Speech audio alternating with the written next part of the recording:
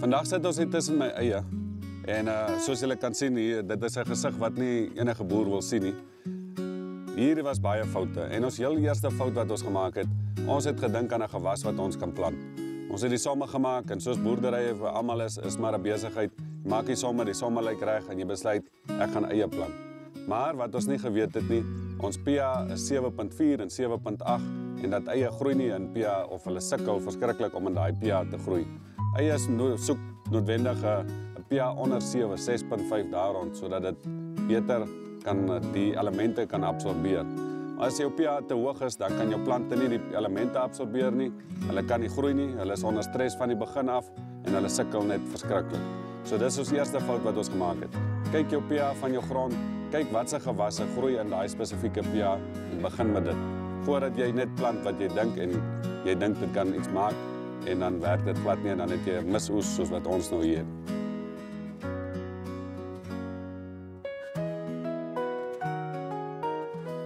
Die tweede baie belangrike ding wat ons geleer het is, omdat ons pH verkeerd was ons plantjie onder stres van begin af, hulle het stadig gegroei, hulle het nie weerstand gehad nie, en dan val alle siektes hulle aan.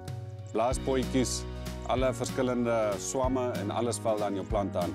En so gaan jy baie meer geld spandeer aan om die swamme en die peste te beheer, in plaas van om net aan die begin gekyk het na jou pH. So dit is die tweede les wat ons geleer het is, gesonde plant bring jou gifkostes baie af.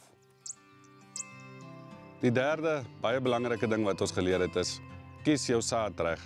Praat met jou saadverskaffer, sê vir hom ek wil in Junie maand plant of in Julie maand plant, watse variëteite is gekweek spesifiek vir daai tyd.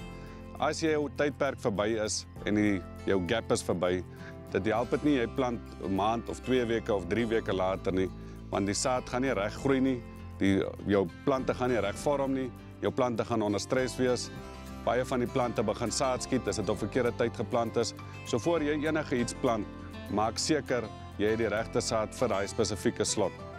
Baie van die sade toets eers die grond voordat hulle besluit, gaan ek lekker hier groei, gaan ek suffer. So maak seker jou saad is reg, jou temperatuur is reg, jou area is reg, jou pH is reg, voordat jy kies wat se saad jy plant en praat met jou saadverskaffer. Nadat ons nog gepraat het oor die eie, is ons hier in die beetland. Ons kan sien hoe gesond die beet is met dieselfde kunsmis, alles dieselfde was soos met die eie, maar die beet doen baie beter. Hulle groei mooi, hulle is gesond, hulle het nie siektes nie, teenoor die eie wat letterlik 5 meter verder is, wat sukkel omdat die pH van jou grond nie reg is nie.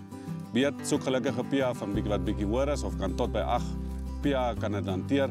So dis hoekom die beet so goed gedoen het in ons grond teenoor die eie wat baie gesukkel het. So maak weer eens seker, kies die regte gewas vir jou grond en vir die pH wat jy het. Hier het ons net nog 'n goeie voorbeeld van die regte gewas en die regte pH. As jy kyk na hierso spinasie, langs die beet, langs die eie, al dieselfde water, al dieselfde kunsmis, alles in dieselfde grond en die spinasie is gesond, dit groei uit hulle nate uit. So dit is baie belangrik, plant die regte gewas en die regte pH. Die vierde baie belangrike ding wat ons geleer het is oor die grondgesondheid. Die biologiese elemente wat binne in jou grond is, jy het fungus, jy het bakterieë, jy het aardwurms en al hierdie goeters werk saam om 'n proses te vorm om suur af te skei sodat jou pH van jou grond natuurlik gaan afkom. Daar is quick fixes, daar's vinnige maniere om jou te probeer jou pH af te bring, maar dit is nie volhoubaar en gesond vir jou grond oor die lang termyn nie. Jy wil jou grond gesond hou, veral soos ons dit onder 'n pivot plant, laat jy baie jare op dieselfde grond kan plant. So al hoe meer chemie en goed jy bygee, hoe meer versteur jy die balans in jou grond.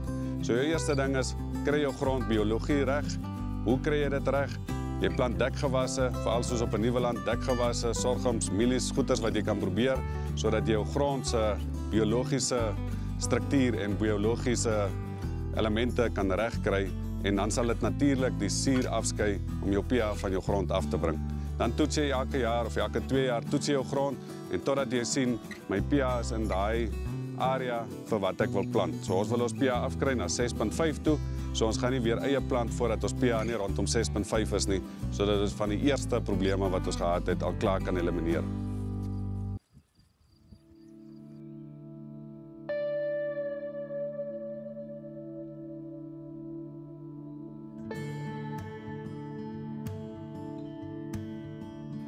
Die vyfde baie belangrike ding wat ons geleer het is om jou grond so min as moontlik te probeer bewerk. Aan die begin moet mens rip om die water bietjie dieper in te kry, maar as sodra jy klaar gerip het, is dit beter om net te Viberflex jou boonste stuk van jou grond. Jy beskerm jou biologie in die onderkant van die grond en jy keer ook dat jy nie verdigtingslaag kry soos wat ons hier het nie. Soos hy verduidelik het, is 'n sak vol sokkerballe en golfballe. Hoe meer jy hom skud, sak die golfballe onder toe, sokkerballe bly bo. So in jou grond beteken dit dat al die fynere dele sak onder toe. Hy vorm 'n verdigtingslaag.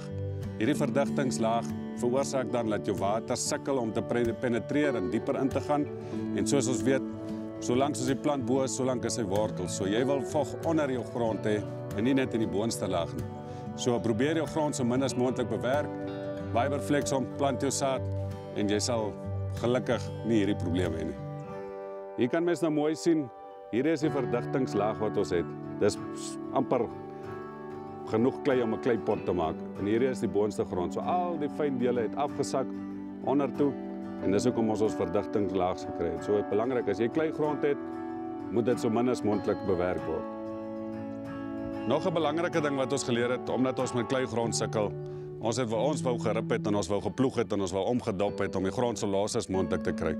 Maar die beter manier daaroor om dit te doen is, plant eerder dekgewasse wat jou grond self oopbreek en oopkraak, sodat die water kan inloop, dat daar genoeg suurstof in is en ook dat dit jou biologie in jou grond gesond hou en stimuleer.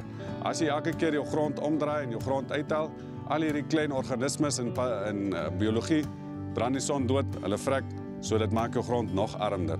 So probeer as jy wil nuwe lande, plant eers dekgewasse, gebruik gewasse wat die grond oop kan breek en oop kan kraak en paadjies vorm vir die water en die suurstof om in te gaan. Om af te sluit ons episode wat ons nou gemaak het oor grondgesondheid en die foute wat ons gemaak het, het ons besef dat die belangrikste ding is om jou grond gesond te hou. Hoe hou jy jou grond gesond? Plant jy dekgewasse, ploeg jy, wat maak jy om jou grond gesond te hou? Jou grond is daar om na jou te kyk. En as jy na hom kyk, sal hy verseker oplewer. Ons het die foute gemaak, kry jou saad reg, kry jou grond, kry jou pH, grawe profielgate, kyk of jy verdigtings het en pas aan by jou stukkie grond of jou plaas waar jy boer. Want elke plaas is anders, elke plaas het sy foute en sy probleme, maar ons kan dit alles regmaak deur goeie bestuur en dit is van kardinale belang. Boer is nie altyd lekker nie, boer is baie keer moeilik, maar as jy die grond reg gaan beheer en reg gaan hanteer, gaan boer weer lekker wees. Want boer is lekker.